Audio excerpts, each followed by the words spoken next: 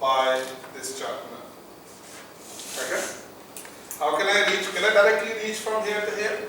Because the diagram is going to commute. I can directly reach from here to here by taking the composition. So it's X composition gamma. Okay? X composition gamma. Does it make sense? But I can, as I said, I can have another chart map. Okay, should I? Yes, I can have another chart map. What do you call Y? And Y is throwing, this chart U, a part of chart U into Y of U. So how can I reach from here to here? So it's going to be Y composition. Gamma. And I would like to ask a question. If I say that this X composition, so I know that I can deduce somehow the continuity of the gamma from the continuity of F composition, gamma actually. Now, if this X composition is gamma continuous, then can I deduce that Y composition gamma is also continuous? And then I can play the same trick and deduce that gamma is continuous, in the same manner I can deduce the continuity of gamma from Y composition gamma as well. So the question is, if X composition is gamma is continuous, okay, and that's continuous in classical sense, calculus sense, because this is something from R to, Rn. This is also a subset of what do you call Rn. So how can I deduce it? So Y composition gamma. So if I assume that X composition gamma is continuous, how can I deduce the continuity of Y composition gamma? I also know that X is continuous, not only continuous, but its inverse is continuous. Y inverse is continuous. So what should I do? Composition of Y on X inverse on 3x. Yes, so I can directly go from here to here. And how can I go is that, think about it. So take the Y composition, X inverse. Y composition X inverse, okay, and compose it with X composition. Okay, so I know this is a transition map and hence continuous, and this I know its continuity, so I can deduce that Y composition gamma must also be continuous. Are you getting the point? Okay.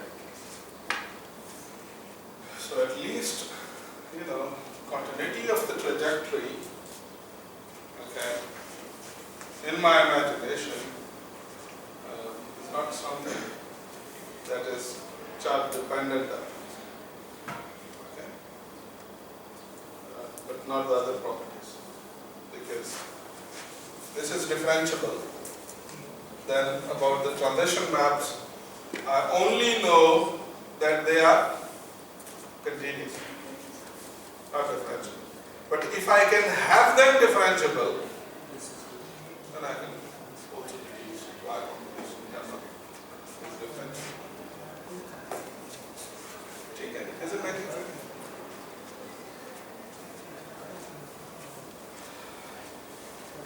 This basic discussion is important. Chart independence continuity. Really, I'm saying that continuity is not chart independent. So in other words, in other words, what I'm saying that if I am sending the gamma in one chart, and it turns out that in that imaginary chart that gamma is continuous, then this thing is, this picture is making sure that if you take the same gamma and send it to another chart, it would also be continuous.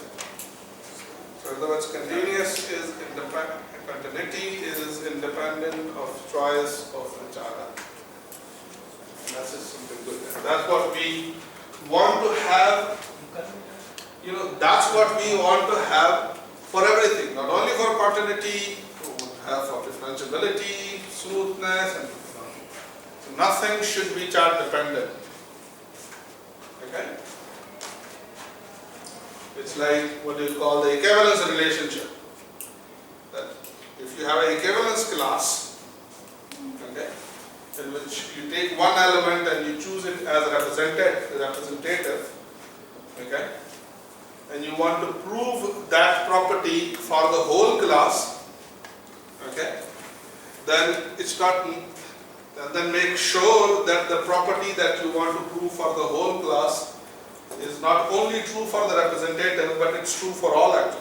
It's not representative dependent. Okay, something that you learn to do this.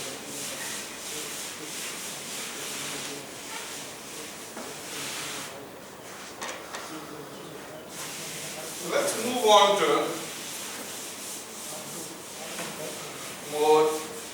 a bit more definition, okay, and some more examples. So the next thing that I would like to define is something called the compatible chart. Okay? In other words, charts are playing nicely with each other. Okay? So what we can, for example, say is that with respect to the continuity, okay, the chart X and Y, or the chart maps X and Y, are compatible with each other. So they are playing nicely. By compatibility, I mean that, okay, if you do something in one chart, the same thing is also true in other charts as well. So in other words, can I define some other properties in the similar manner? The answer is yes, I can. What do we mean by compatibility? So imagine I have one chart, U and phi, and V and psi. So we do charts for the charts on topological manifold. And okay.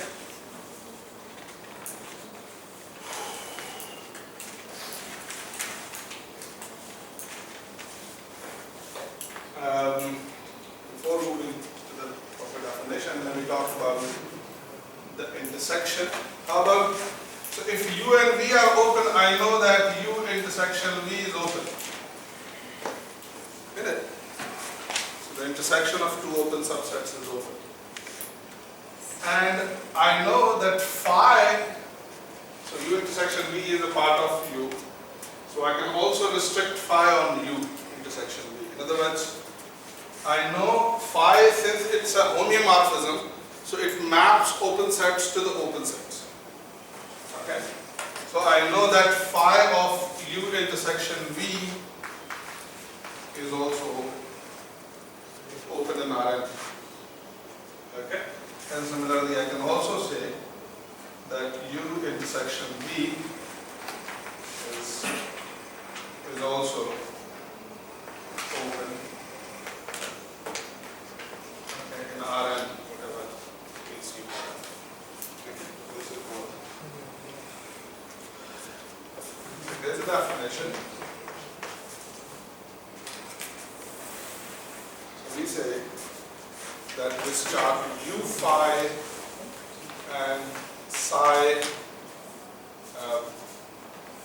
V psi, okay, are on manifold M,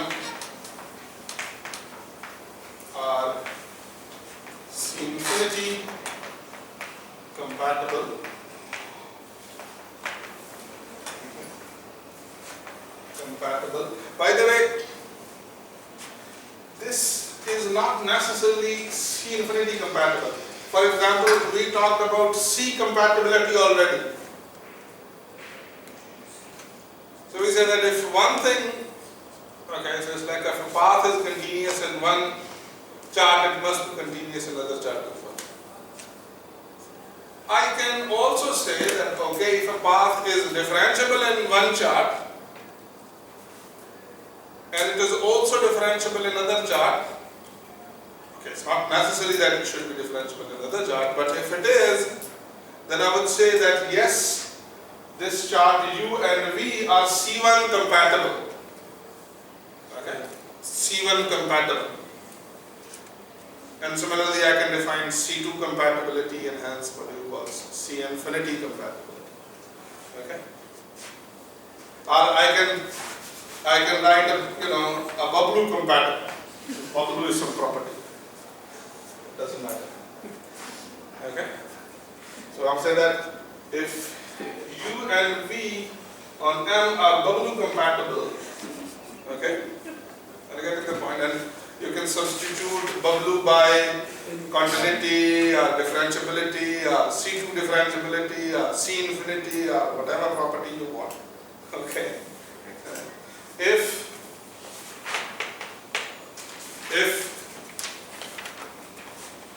the transition maps in phi composition psi inverse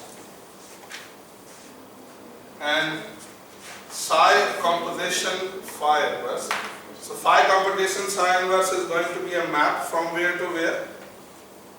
So it's going to be from phi of U intersection V into phi of U intersection V,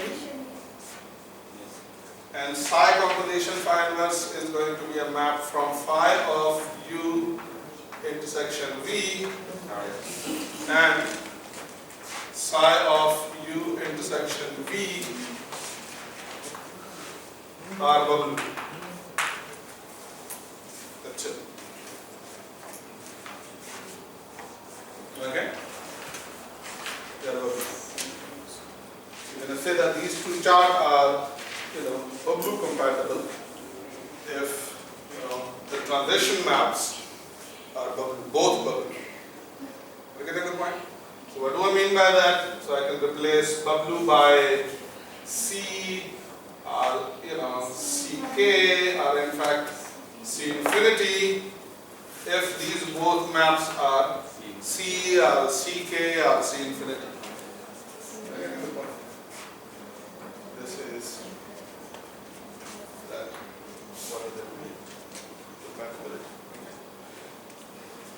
So I said that because this book mentions only C infinity compatibility, but it's not something so special about C infinity. You can have any kind of compatibility as well.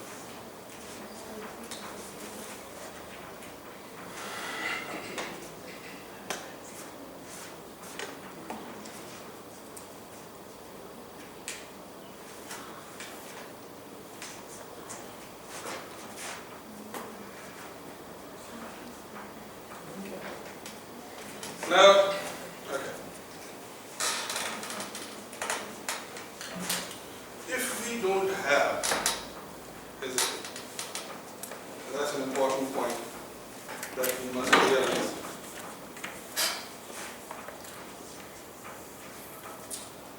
So you have a manifold and a bird is flying on it and it is just taking a path. Okay, you can trace that path. And I know that continuity is independent of chart, okay, but not the differentiability. Differentiability is chart dependent. Okay, so you need two things. You need differentiability of this here and the differentiability of the transition maps. So if you have the differentiability of both, then you can talk about the differentiability of the other, and we will call have differentiability. So let's talk about differentiability. So here's the thing. So I have, and this is just an intuitive idea, but I'll make it rigorous afterwards. Okay. So here's the thing. So imagine I have a manifold. Now what can I do? I know that there are lots of points here, and there are there are lots and lots and lots and lots and lots of what do you call charts. Okay? So I have lots and lots and lots and lots and lots of charts.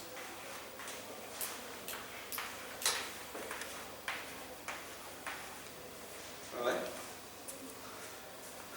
And then we previously defined, if you remember, that the collection of all these charts is something called the atlas. Okay?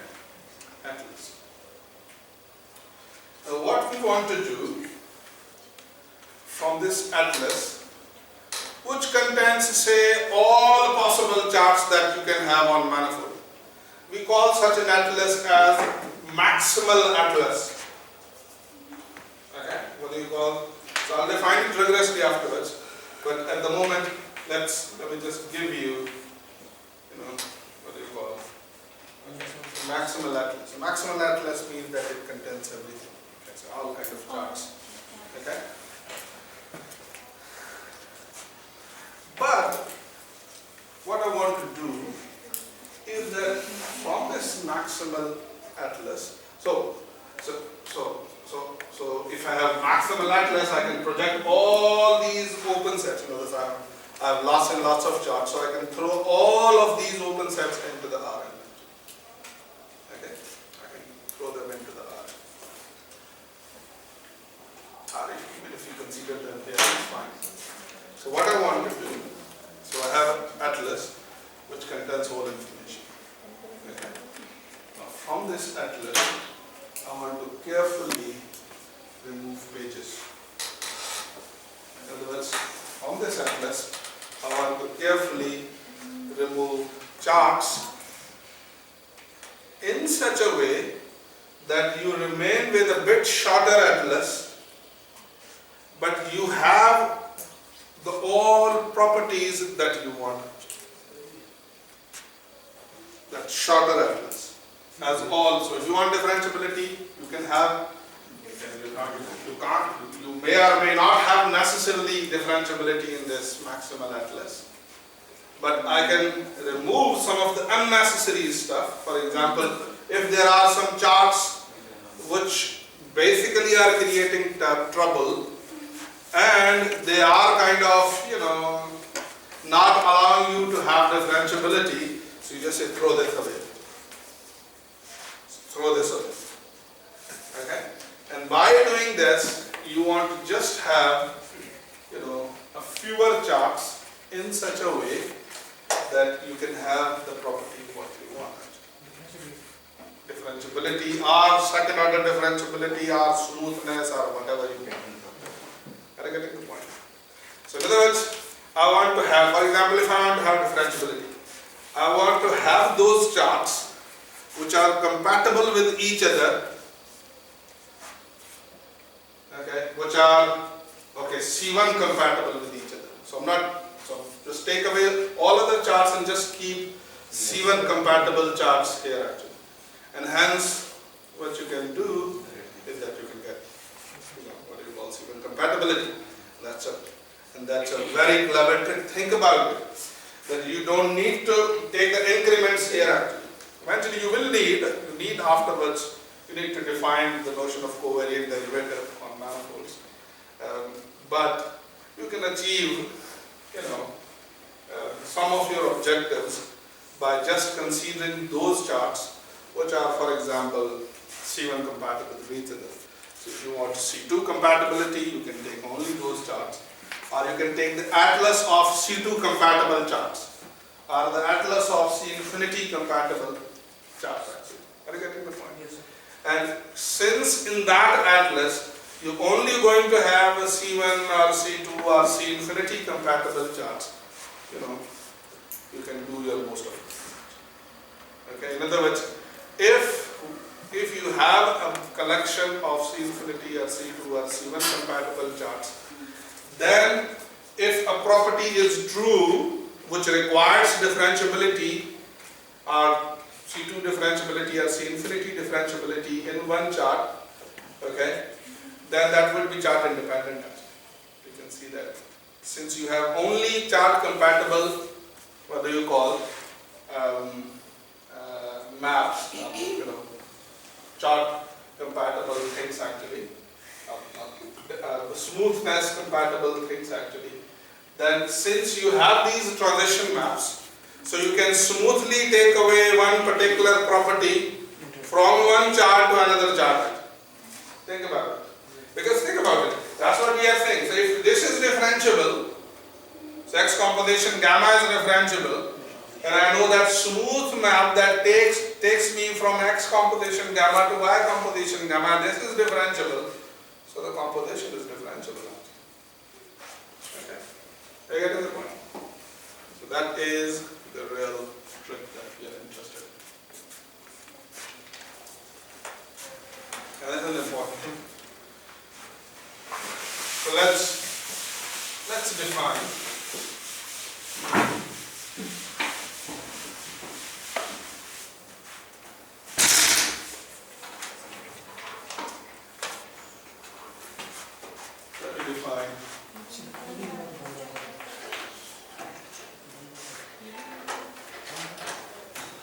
What do we mean by a C infinity atlas? Okay, C infinity atlas. And by C infinity, and it's not necessary that you can have C infinity atlas, you can have C1 atlas, or C2 atlas, or CK atlas actually. So it's not something special about C infinity atlas, but since it would be good if we can have things smooth actually. Okay. Then I can do differentiation calculus as much as I want. So C infinity atlas are simply atlas. Okay. Is the collection A of charts U, okay, X alpha, U alpha, or maybe phi alpha, U alpha, doesn't matter, whatever symbol that you want to use, where alpha is from some indexing set, not necessarily countable, uncountable, it could be anything, and it could be finite actually. Okay, we're going to see some examples. For example, for covering sphere or covering circle, you just need only finite number of charts. Okay. So C infinity atlas, atlas is a collection of charts. Collection is a collection of C infinity compatible charts.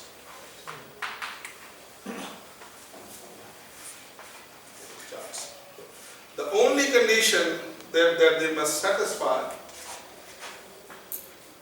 what crucial condition you want to have? What would be the key? It's Crucial C thing. infinity. Okay, they are already C infinity. Saying that they are C infinity compatible. Make sure that this atlas or this collection of charts is covering the manifold. Such that M can be written as union of alpha I to alpha. And what do I mean by that? That I have a manifold, okay, and I have a bunch of charts, and they are smooth and compatible. In other words, that smoothly compatible with each other. In other words, if something is true, is one chart should be true, another chart as well, chart independent. And they are covering the whole manifold. That's it. Okay? That's it. Let me give you an example of an atlas.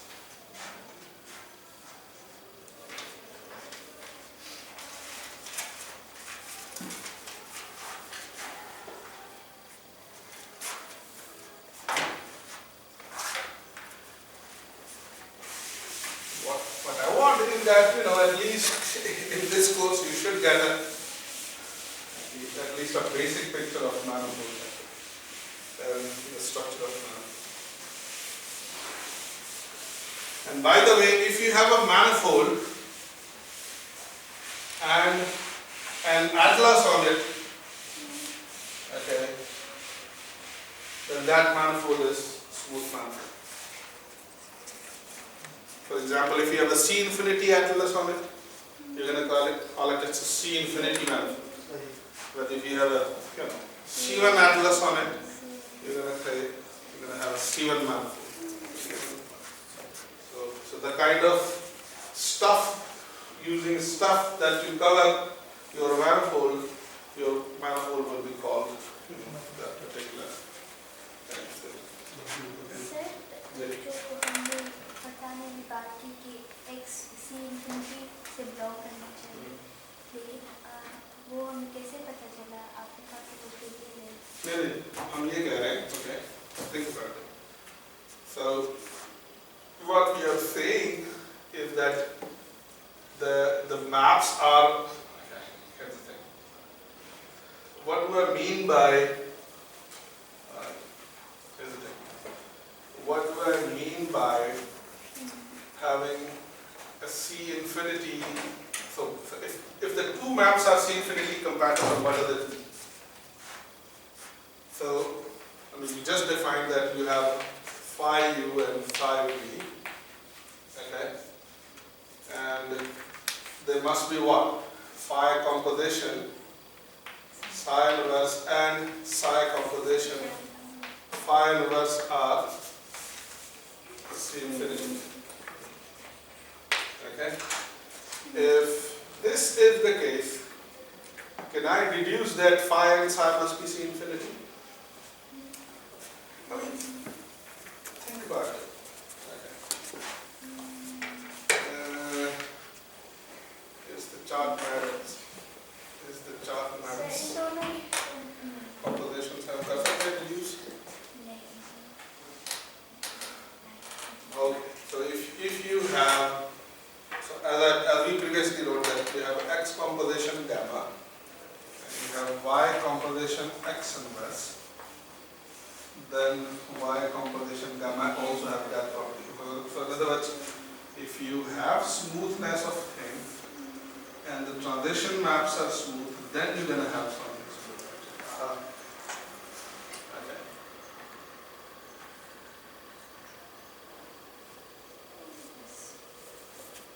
So maybe that would be too much to assume that the chart maps are smooth as well. They can be smooth. This should be it in some sense. But it's not explicit in the definition. This is not explicit in the definition. So the only thing that we know about chart maps is they are homomorphic reflective.